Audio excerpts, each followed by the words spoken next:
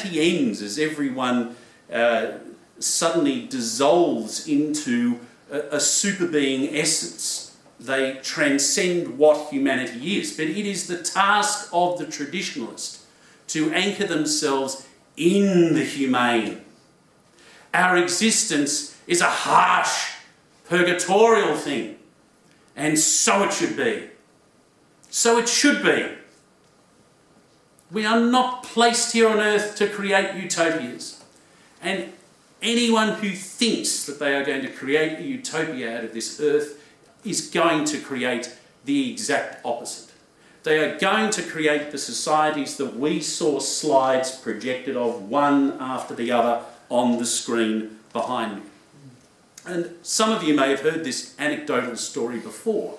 I'll keep it short, just so that when you hear it for the second time you're not too bored. But there was the occasion when I was Christmas shopping for my children, and I kept running into this Maori fellow in every little $2 shop I entered to get stocking fillers. And it became comic to the point where we spoke. And sure enough, lovely salt-of-the-earth fellow. Terrible grammar, missing front teeth, got his tradies fluoros on, obviously not a well-educated man. And his sentences gave that away too, hey, choice bro. But great fellow, it's not passing a moral judgment. He indeed was a good, salt-of-the-earth, stalwart, moral character. And I mentioned that I was getting some Viking items because it's part of the boys' heritage. And I said, well, you're Maori, aren't you? Yeah, bro, choice. I said, you have a similar concept of warriorhood in your culture, mana. And he said, you know mana, bro. And then, like a flash, he described to me, off the top of his head, the history of his people. From their migration from the southeast of Asia through the Pacific, describing the different ways.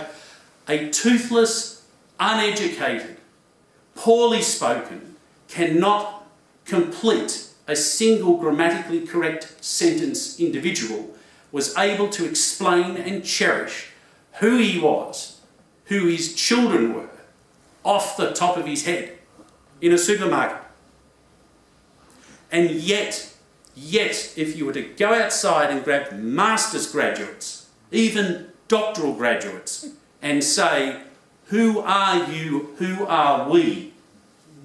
9 times out of 10, there are some exceptions, you will be lost for an answer. When I was a lawyer back in the day, when I had worse things to do, I used to talk to the young lawyers when they come in. So tell me about yourself, where are you from, etc. Everyone who was non-Western had a story to tell about who they were, what their traditions were, where they come from, the uniqueness of their people and their culture. And I had one girl come in one day, she says, oh, I'm nothing. I said, that's a terrible thing, you can't be nothing. What does nothing mean? And she said, oh, I'm nothing, I'm just an Aussie. And I said, but you must be more than that. Your people, your heritage must go back thousands of years to something. There must be something there. I said, well, what about Celtic? I said, do you know what a Celt is? And her answer was, oh, aren't they those people that do the Irish dancing? Now, it's funny, yes, but it's tragic. How tragic it is that someone with a tertiary education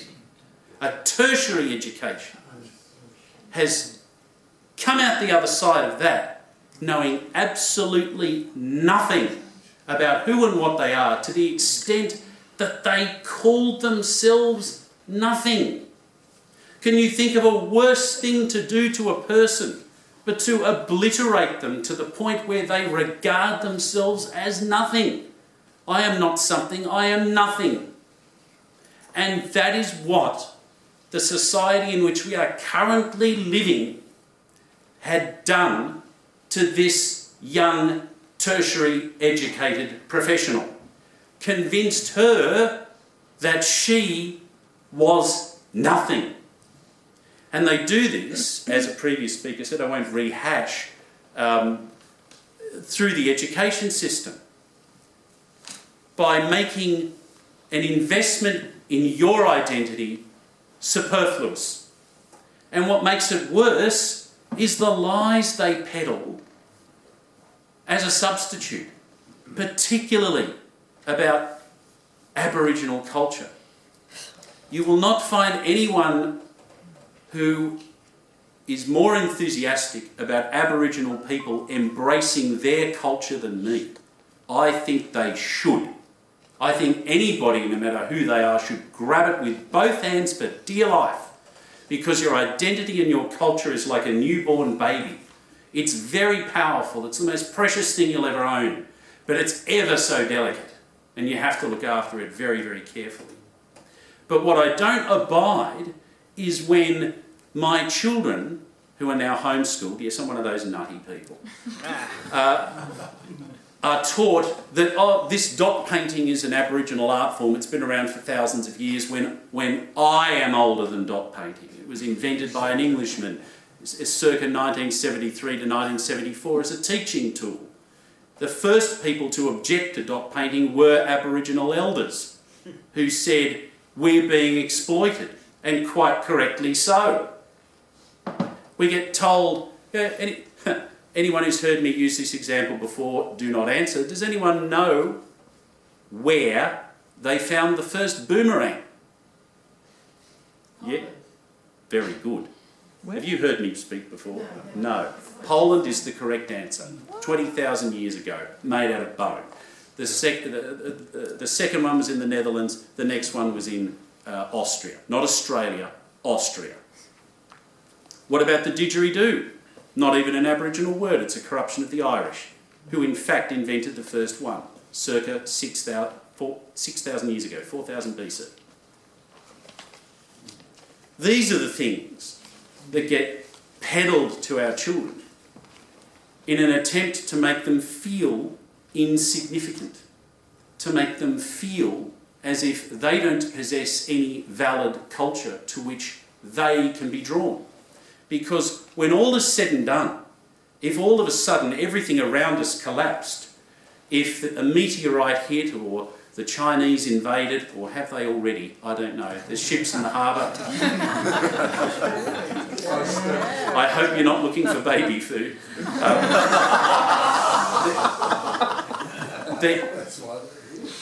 The one thing that people will have, and people from the third world who've come from bad experiences will know, you've always got your identity to cling to keep you going.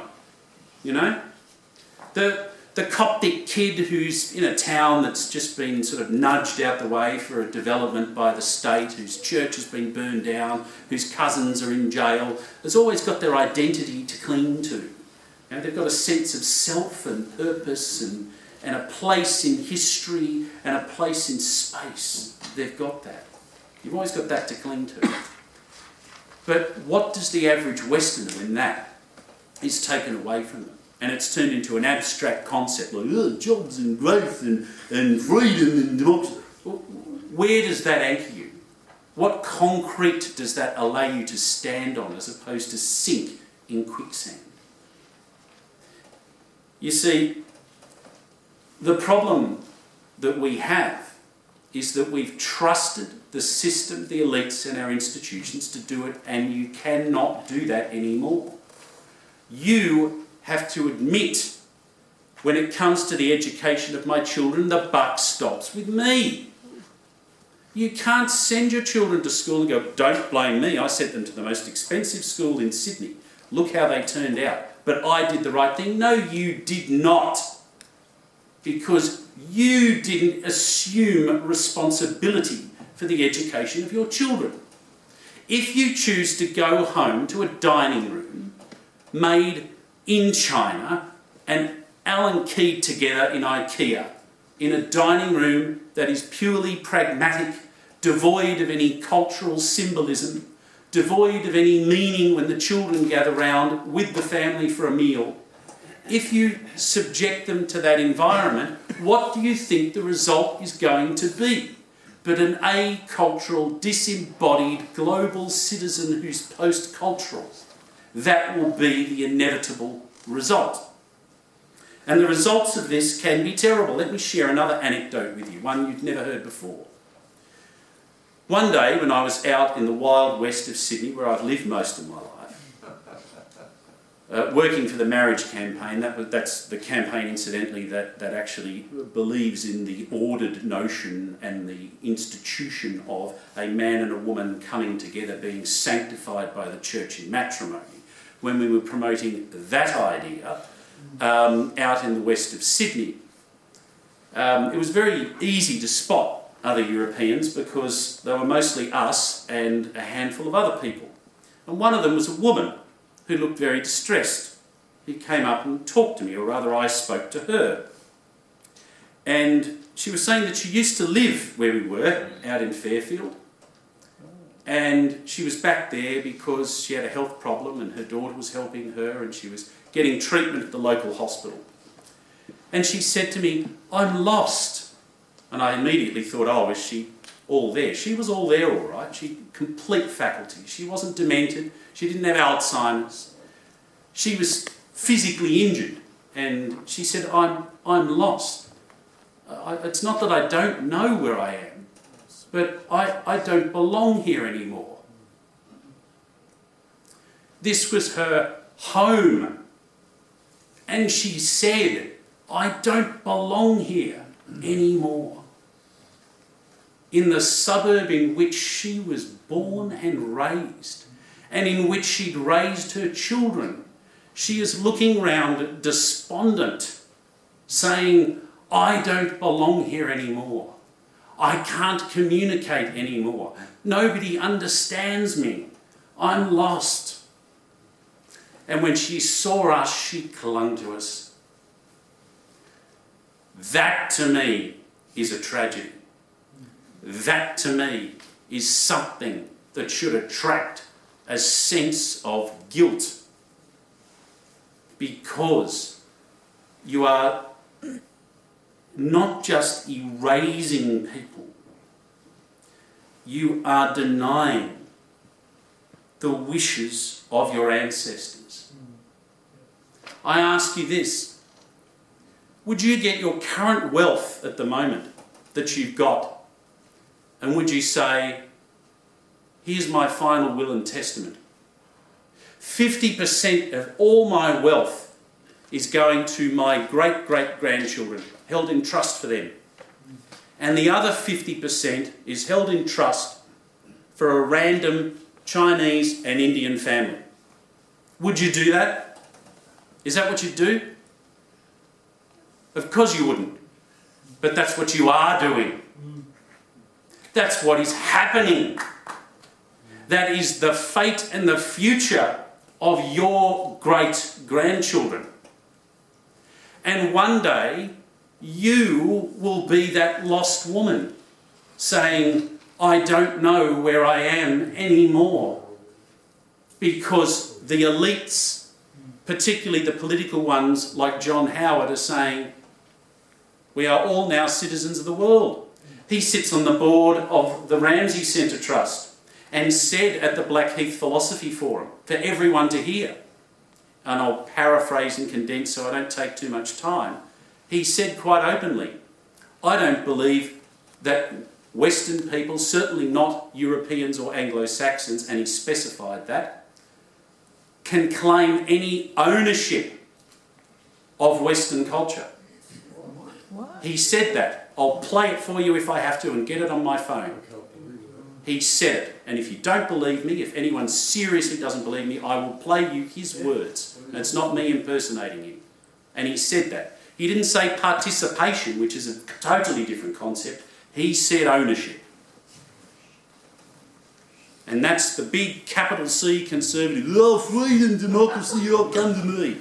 And he said that unashamedly. And how many people have placed their trust and faith in that elite to look after their heritage and the fate of their great-grandchildren. And now we've got the second wave of it with Great ScoMo. You know, everyone says he's the great conservative. You know, I don't know whether he's praying or surrendering.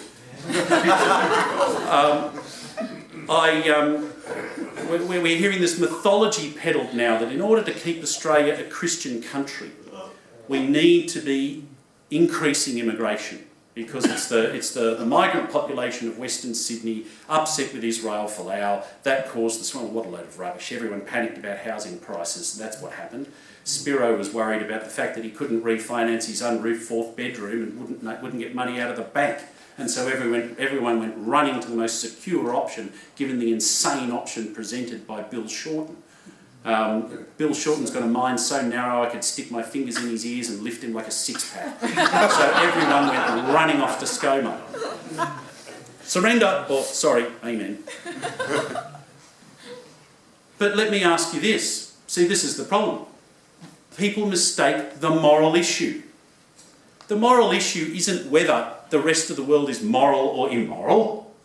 It isn't a question of whether everyone who's coming out here is some sort of criminal or ingrate or bad person or morally inappropriate. That's not the question. The moral question is, do we have the cultural space to maintain who and what we are and live up to the wishes of our ancestors and see to it that our progeny have what we want for them? That is the moral issue. And what you'll find is that as you fill the pews that seem half empty, that Mrs. Smith will appreciate the fact that it's not all cucumber sandwiches and scones, you know, there's dim sims and let me try this pilaf. And it's interesting, as you know, Australia's always accepted, Anglo-Saxon society's always accepted eccentricity and divergence within it. It's not a question of whether divergence and eccentricity is allowed or whether externals are moral people. That's not the question. Most of them are indeed morally good people. There is nothing morally defective about them. But there is something morally defective about denying space for a culture to exist and flourish as an aggregate. And the problem for Mrs. Smith becomes when all of a sudden the cucumber sandwiches aren't there, when the scones aren't there, when all of that disappears. And I'll finish in just a minute. The problem comes when Mrs. Smith is sitting alone on that pew and she can't converse with anyone around her. She doesn't recognise what's going on around her anymore. The hymns are gone, the sandwiches are gone, the conversation is gone, and she sits there going through the routine every Sunday with a blank look on her face, thinking, just like that woman at Fairfield, I am lost. And what are you going to tell Mrs. Smith? What are you going to tell her? Are you going to say to her, don't worry, Mrs. Smith, put on a happy face?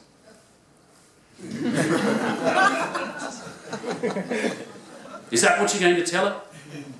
Because I tell you what, if Mrs. Smith suddenly realises that her life isn't a tragedy, it's a comedy, it's going to be a divine comedy, let me tell you. And I'll leave you with this one final thought, and I'll leave the rest to questions. Reverse the situation.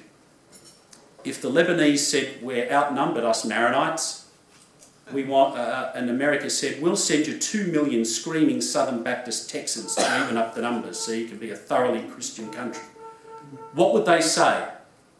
They'd say no, because they're racists, because they're bigots, because they hate Americans, because they hate whites, because they're anti-Baptist? No. They'd say no, respectfully, and we would respect them, because they would simply say, thank you, but without us, we cease to be Maronite at all. And with that, I'll leave you to cogitate and ask me questions.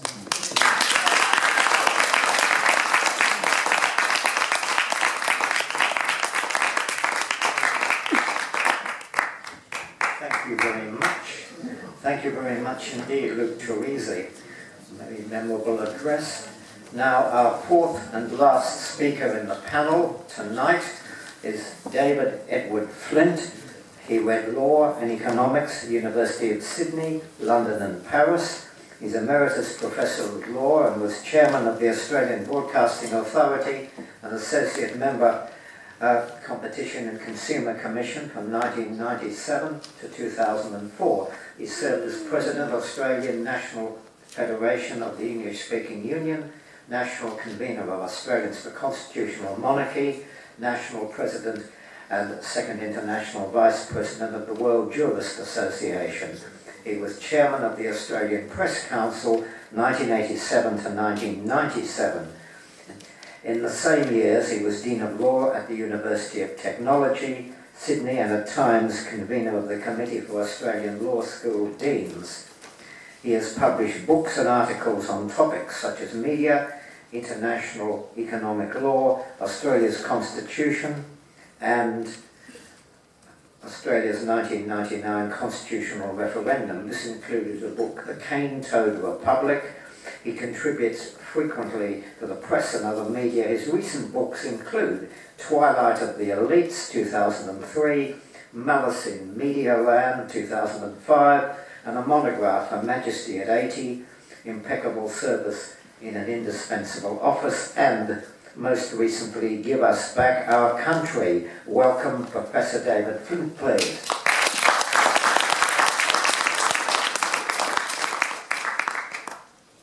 Thank you, David. Ladies and gentlemen, guilt.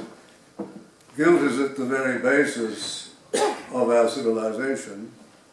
That is, the Judeo-Christian values which form the basis of Western civilization.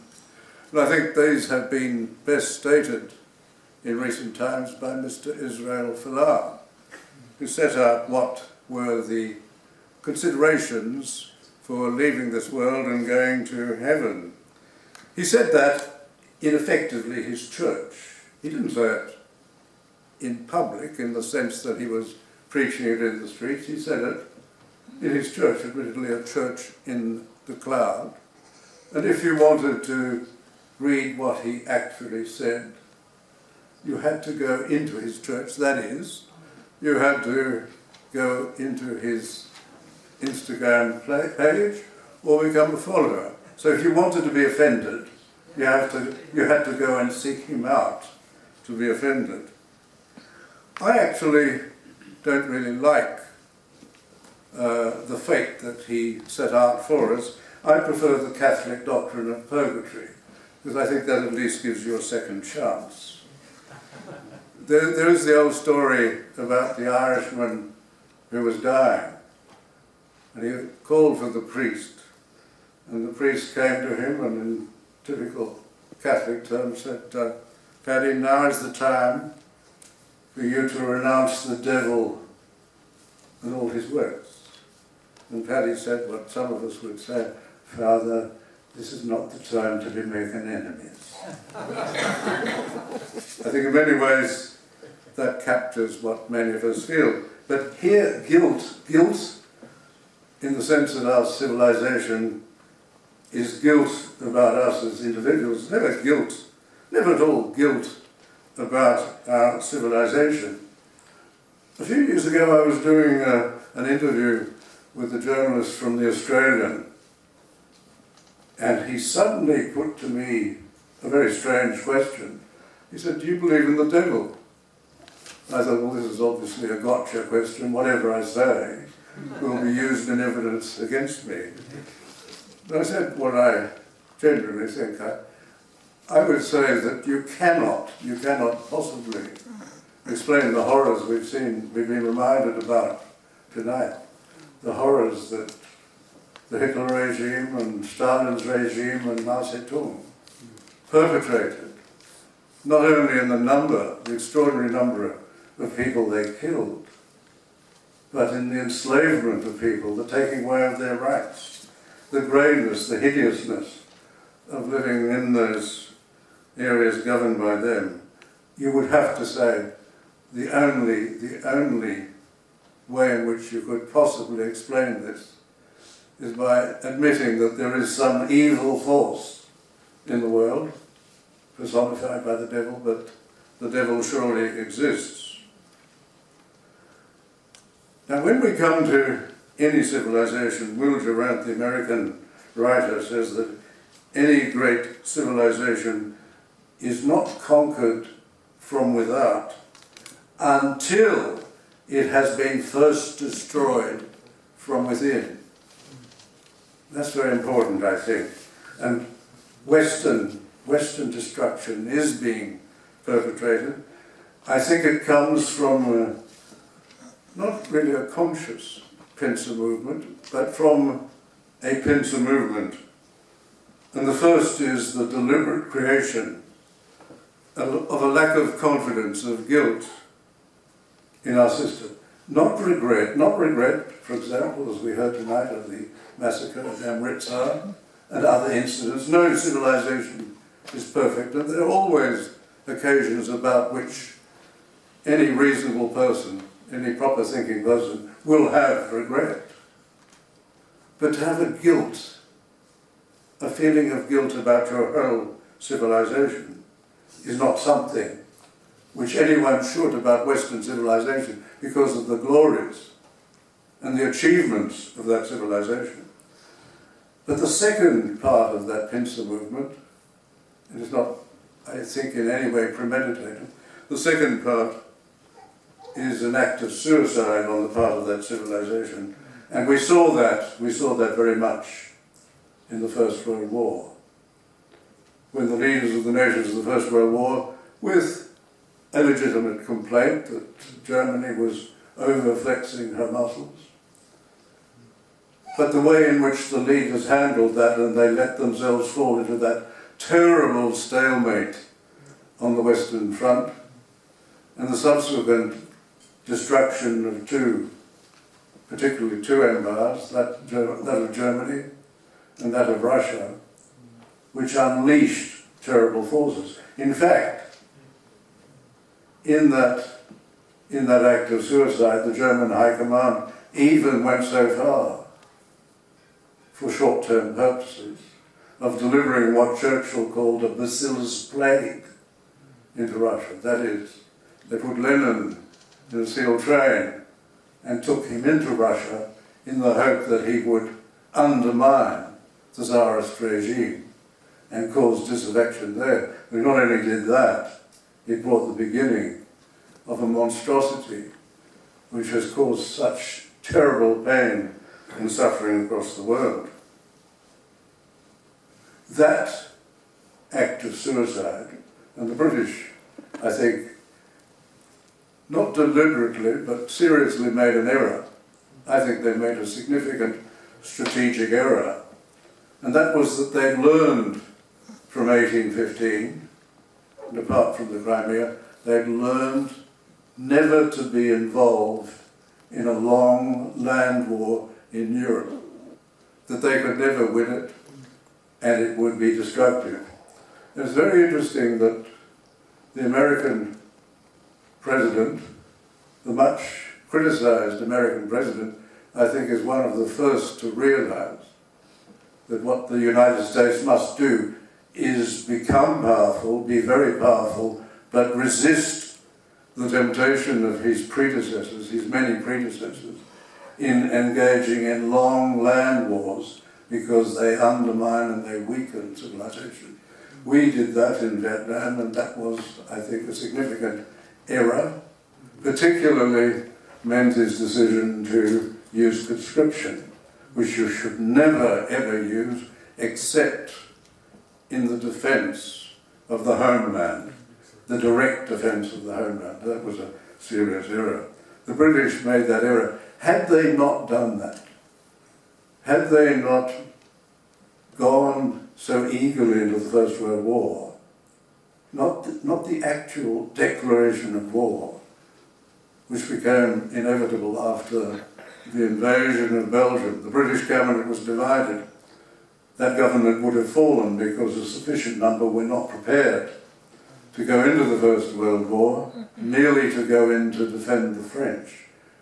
They wanted to remain neutral, but there was a group there who would have probably tried to form a government with the Conservatives and gone ahead, or tried to go ahead with the war. But what ensured that the British cabinet would be united was the German mistake for short-term advantage under the FLINT plan to go through Belgium and thereby necessarily bring Britain into the war because of the treaty relationships concerning the neutrality of Belgium. But what the British should have done, having learned their lesson after Waterloo, was to have said, our contribution to this war will be purely naval. We won't put in the army. You French say that you will win. Well, let's see. The French would have probably been defeated quickly, as everybody predicted. That First World War would have been short. The Germans would have had some advantage. They would have got money from the French. They would have got colonies from the French, which were probably useless. But it would have meant that terrible, long stalemate on the Western Front, which debilitated Britain and France, ruined Germany, and eventually brought down the Tsarist regime and unleashed the work of the devil, those evil people who took power in Germany and Russia. This was an act of suicide, unintended. You can't blame the British ministers for this, but it was unintended. And it had this terrible effect in this country.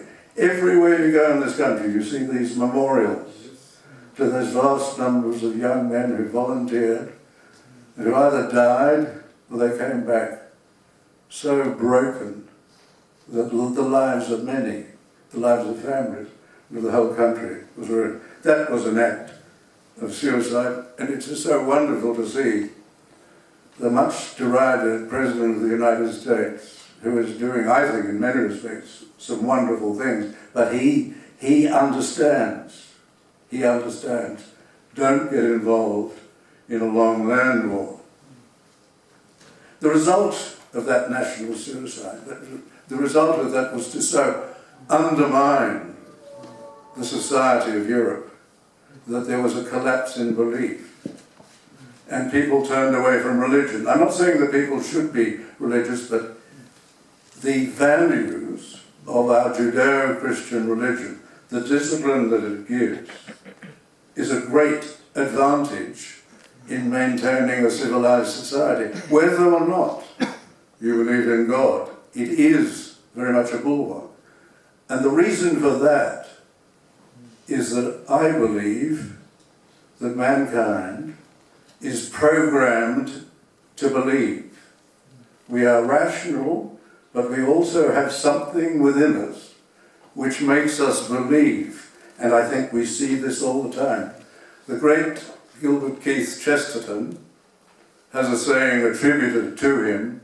Nobody can find where he actually said it, but it is certainly consistent with his writings.